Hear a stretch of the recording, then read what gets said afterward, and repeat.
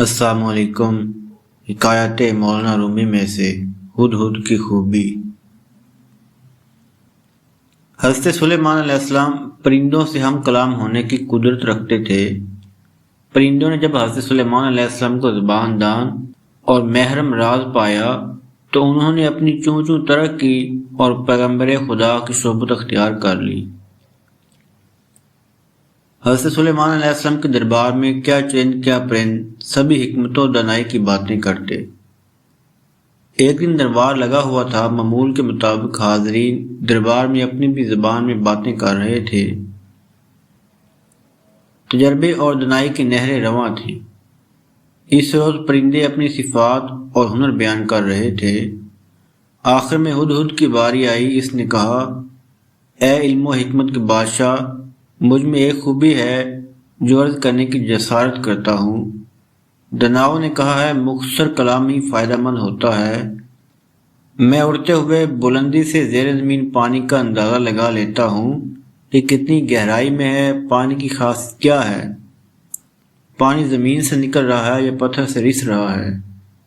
حضرت سلیمان علیہ السلام نے ہدہد کی اس خوبی کی بہت تعریف کی اور اجازت عطا فرمائی کہ بے آب و گیا صحراؤں میں سفر کے دوران تو ہمارے ہراول کے ساتھ رہا کر تاکہ پانی کا کھوج لگاتا رہے۔ ذاق بدنیت نے جب سنا کہ ہدہد کو ہراول میں شریک ہونے کا اعزاز عطا ہوا ہے تو مارے حسد کے انگاروں پر لوٹنے لگا۔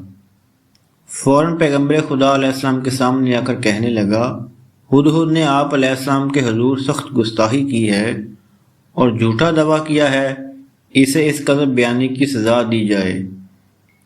اس سے پوچھئے کہ تیری نظر ایسی تیز ہے کہ پتال میں چھپے ہوئے پانی کی خبر دیتی ہے، تو پھر تجھے زمین پر بچھا ہوا جال کیوں نہیں نظر آتا جو شکاری تجھے پھانسنے کے لیے لگاتا ہے؟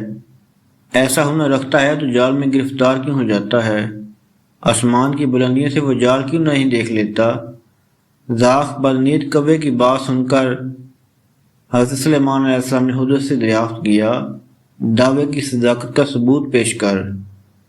ہدہد نے بے خوف ہو کر عرض کیا، اے بادشاہ سلامت، اگر میرا دعویٰ صحیح نہ ہو تو یہ گردن حاضر ہے۔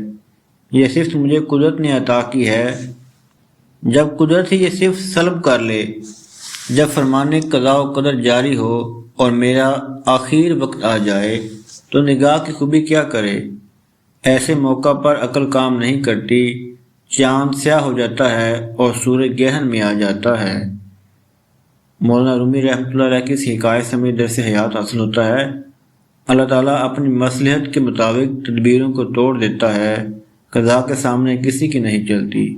تمام نئے آنے والے دوستوں سے گزارش ہے چینل کو سبسکرائب کریں اور بیل آئیکن ضرور پریس کریں۔ شکریہ۔